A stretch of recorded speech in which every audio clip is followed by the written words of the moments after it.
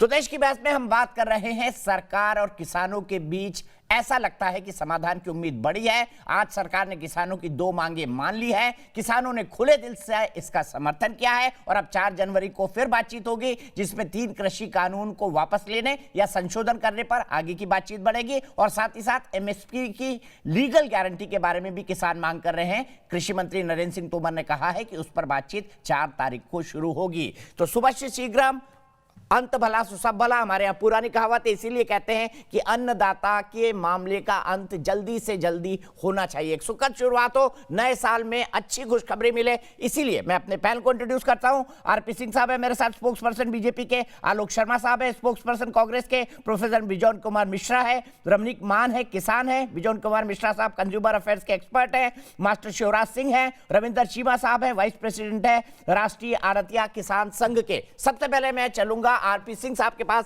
लेकिन उससे पहले संजय हरित मेरे एक दर्शक कोलकाता से जुड़ गए हैं। संजय हरित जी, मैं आपसे जानना चाहूंगा क्या उचित है किसानों की ये मांग, और दूसरा आज जो समाधान की गुंजाइश मिली है उससे आपको भी लगा है अच्छी खबर मिली है कि नहीं साल के अंत में? जी बिल्कुल, मेरे ख्याल से ये बहुत ही पॉजिटिव रिस्पांस है सरकार की तरफ से, और मैं आप सभी को और किसान भाइयों को भी मुबारकबाद देना चाहूंगा कि किसान जो सरकार है वो एक अच्छे पॉजिटिविटी पे बढ़ रही है। दो मांगे उनकी मान ली गई हैं, बट बस इसमें एक थोड़ा सा दुख की बात यह है कि इस बीच में हमारे कुछ किसान भाइयों ने अपनी जान गंवा दी, और मैं आशा करता हूं सरकार से कि सरकार जल्द से जल्द इसका समाधान निकाले जिससे कि हम हमारे और किसान भाइयों की जान बचा सकें। और मैं इससे बिल्कुल मैं इस बात पे पूरी आशा रखता हूं कि किसानों की हर इनको बातों को सरकार मानेगी, और हमें सरकार को पॉजिटिव वे से देखना चाहिए। लेकिन हमें साथ के साथ थोड़ा सा विपक्ष की बात भी सुननी चाहिए, जो 70 सालों से इस चीज को देखते आए हैं, तो उनकी बात को भी हमें थोड़ा ध्यान में रख के रखना चाहिए कि कोई ऐसी बात हम छोड़ तो नहीं रहे इन दिनों में।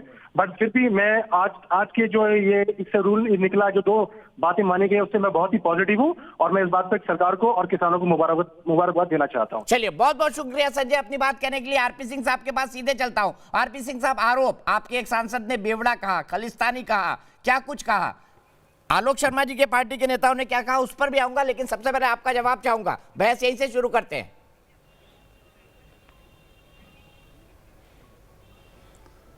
ये क्या दिखा रहे हैं सिंह साहब? मैं कह रहा हूं जो रवनीत सिंह बिट्टू कह रहे हैं, कृपा कर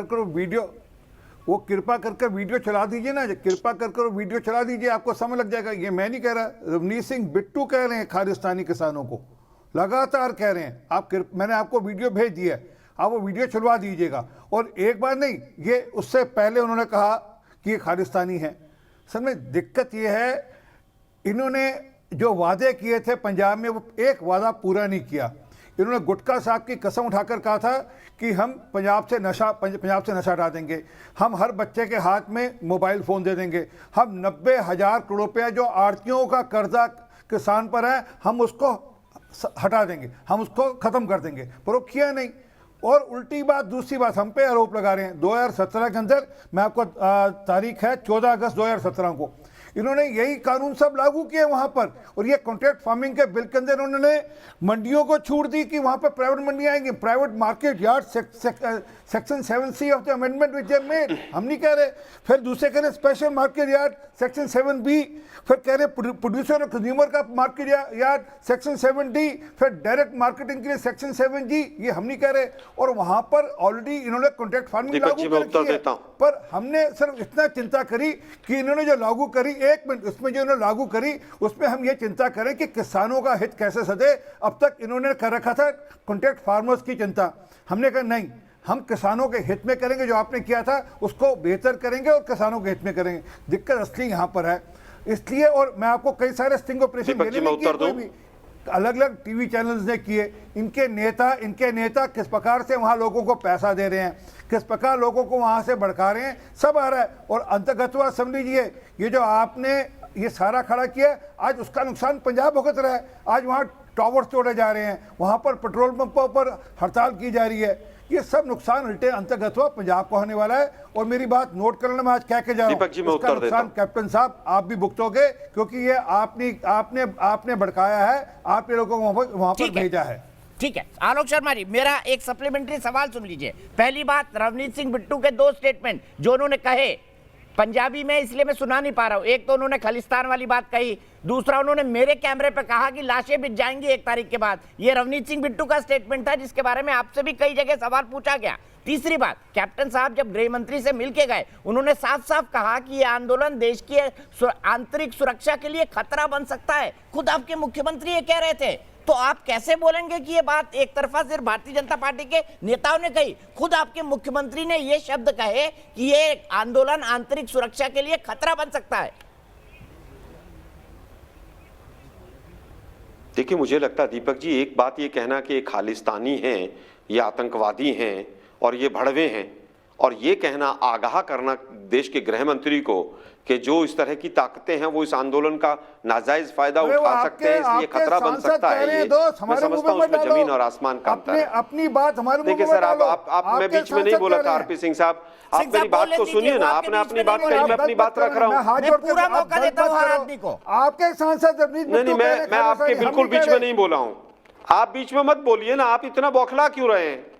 आप मुझे केवल ये बताइए, अगर रवनीत सिंह बिट्टू ने न्यूज नेशन पर कुछ कहा और उसका तुरंत स्पष्टीकरण भी दिया उसने, और ये कहा भी, एक मिनट फिर सुनिए ना भाई आप लोग। प्रॉब्लम ये है कि आप तो अभी भी किसानों को गुमराह हुआ ही मान रहे हैं। बिल्कुल नहीं बोला था। आलोक भाई बोलिए आप, समय भी कम बचा है इसलिए सबको सुन ले, दर्शक तो ज्यादा है। दीपक भाई, दुर्भाग्य यह है कि आरपी सिंह साहब अभी भी ये मान रहे हैं कि किसान जो है गुमराह किए हुए हैं, किसान भड़काए हुए हैं कांग्रेस ने। अभी भी आप ऐसा मान रहे हैं न्यूज नेशन पर। दुर्भाग्य है इस बात का। यही चीजें तो हैं, यह आपका असली चेहरा है। आपने अभी कहा कि किसानों को गुमराह कर दिया, किसानों को भड़का दिया, आप अभी भी यही मान रहे हैं क्या? अच्छा होता आपने माफी मांगी, आप इन चीजों को दूर रखते। आप लोग तो वही लोग हैं जो हर चीज को डाइवर्ट करते हैं। आपने तमाम पैंतरे चले, लेकिन इस बार कोई पैंतरा नहीं चला। अरे भाई आप सुनिए ना, आरपी सिंह साहब,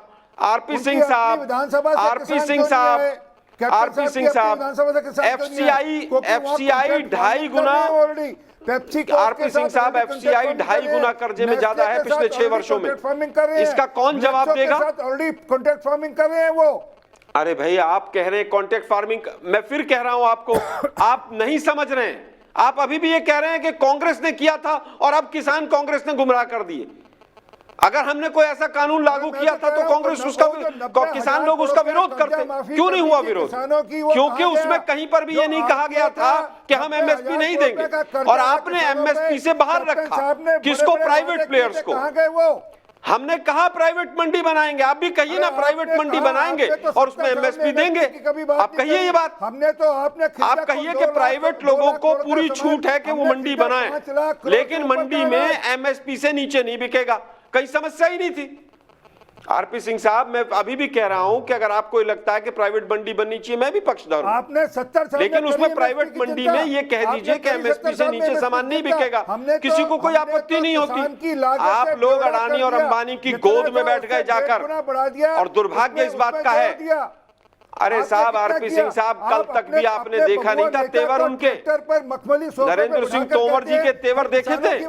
कल भी देखे थे ना तेवर आपने? उनके क्या तेवर थे? मोदी जी झुकने वाले नहीं हैं, मोदी जी किसी दबाव में नहीं आएंगे। कल तेवर देखे थे आपने? आज सरकार जो है, आज सरकार ठंडी हुई है, किस लिए? कि उनको दिख गया कि एक आंदोलन जो है सच्चा है, किसान सच्चे हैं, किसानों की मांगे जायज है। नहीं तो कल देखा था आपने आरपी सिंह साहब, नरेंद्र सिंह तोमर जी की स्टेटमेंट, मोदी जी झुकने वाले नहीं है। यही अहंकार तो ले बैठा आप लोगों को। अगर यह अहंकार नहीं होता तो 35 दिन आंदोलन नहीं चलता। 2.5 महीने से आंदोलन चल रहा था। आप मीडिया पर रिया चक्रवर्ती और इमरान खान की गर्लफ्रेंड को चलवाते थे 3-3 घंटे तक। किसानों की बात मीडिया ने भी नहीं की उस समय पर, क्योंकि स्क्रिप्ट तो आप लिख के देते थे। माफी की कसम उठाई थी उन्होंने कहा था ना, उसका जवाब। अरे छोड़िए साहब, किसानों की हालत खराब हो गई। 90,000 करोड़ की बात आप करते हैं। आपके किसान का 26-27 रुपए डीजल किसी प्रधानमंत्री के खर्चा में नहीं बढ़ा। 24 घंटे में 26 रुपए डीजल बढ़ा दिया आप लोगों ने। आलोक भाई, खाद के 30% रेट बढ़ा दिया और 5 किलो उसमें कम कर दिया। व्यापारी है, सरकार है ये।